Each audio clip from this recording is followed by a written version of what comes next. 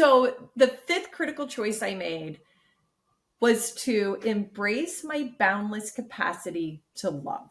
Yeah.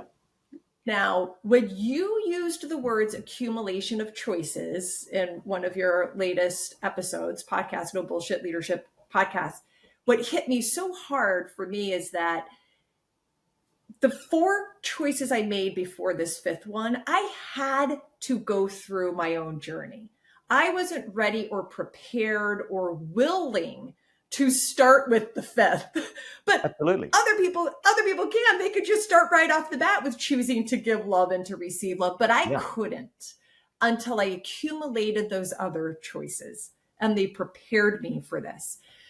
The distinction I want to make, though, is I'm not talking about love as an emotion, which is not a choice. I'm talking about love, the verb, which is a choice. Absolutely. And not withholding, not guarding, and giving love, no matter how that manifests itself for different people. Okay, no bullshit leader. Give it to me. Has there been a time in which you have been aware that you have given all of your love? What did it feel like? And would you share it with us? Sure, Trish. I'd absolutely love to.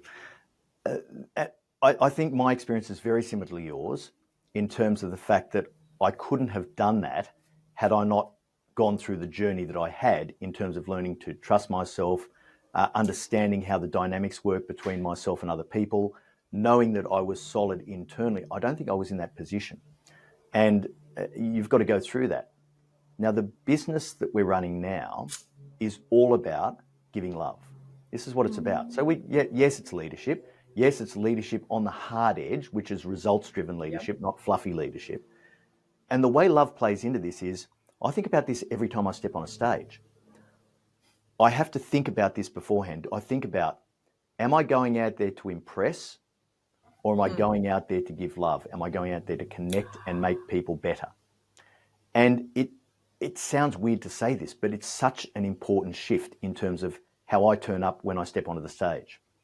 And that feeling of giving all of myself, not because I'm trying to impress someone or prove anything, but because, I genuinely want them to walk away better. I genuinely want them to walk away feeling as though I've connected with them and given them something that's been life-changing for them.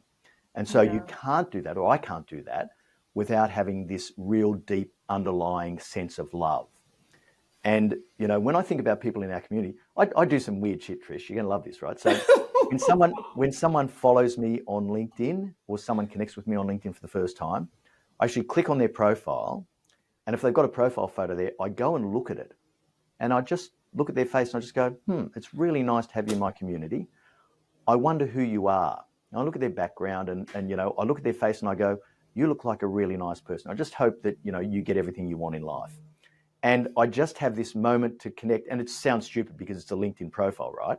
But it's still this process which benefits me, which is just giving that love to someone else by saying, hey, I'm behind you. I'm going to do whatever I can to help you. And, I've got thousands of people in the community, obviously, but every time someone joins, I do that. Is that not the weirdest that thing, is, right? But that's a manifestation of, that's an action. That's a love, the verb. Absolutely. Right? I mean, come on. Who really does that? Like, that is an amazing action of what works for you to connect with someone. And I appreciate, I'm just going to do, well, no, I'll do it later. We'll fix it. I appreciate what you were saying about being on the stage.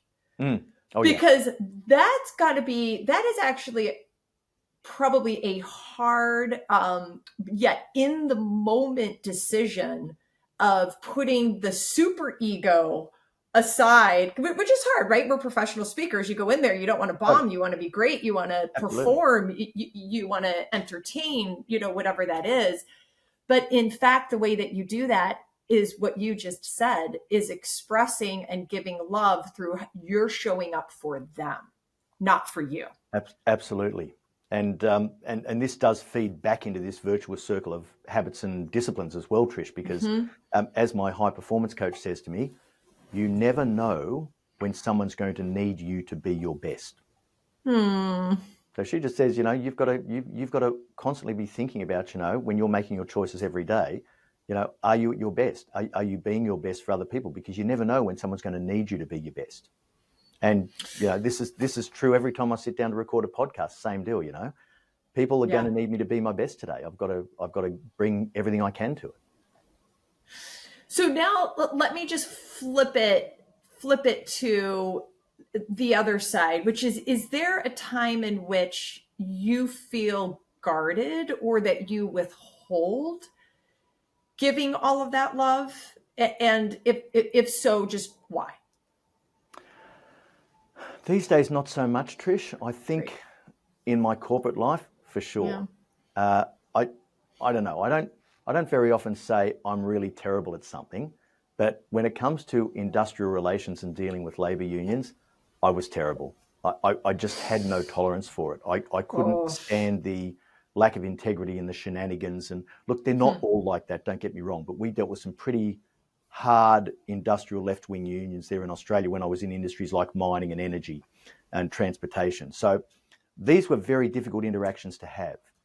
And I suspect that I probably wasn't capable within myself of giving the love forward that would have made a difference to that situation because I was too tied up in my own sense of righteous indignation about how they would behave.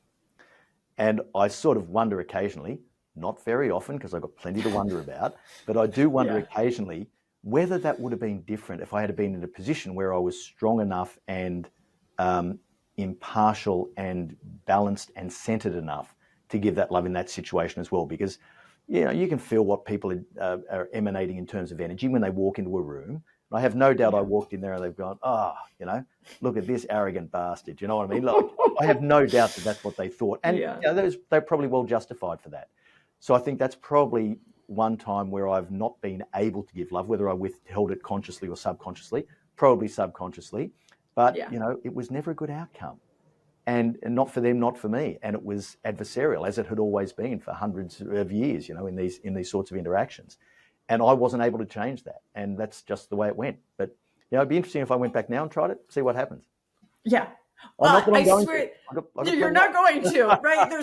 As you said, there are a lot of glasses of red wine from then to now. Absolutely. We're not going backwards. Last question. Part of giving love, part of embracing love is receiving it. Mm-hmm. So you're a giver. How does it feel to receive the love that others want to give you? I'm getting used to it. It feels awesome, and I'm getting used to it. And I think it's particularly part of the Australian culture, which is, when people compliment you, it's embarrassing.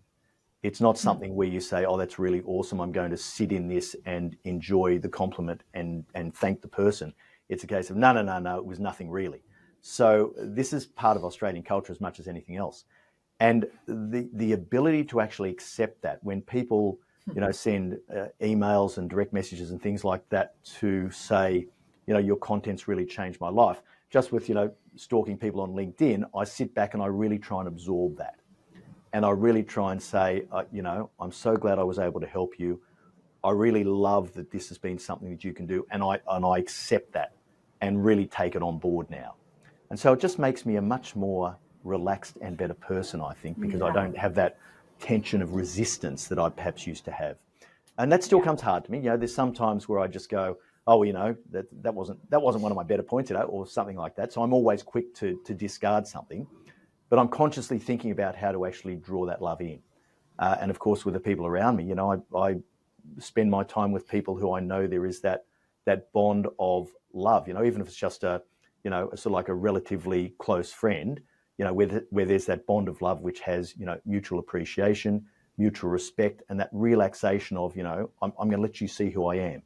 And I think that's really, really important. Thank you for joining me for our Choose and Become interview series. You could find this episode and others at trishkendall.com. Just go to trishkendall.com/choose-become-interview-series. Or if you have a question or just want to leave a comment, email me, trish@trishkendall.com.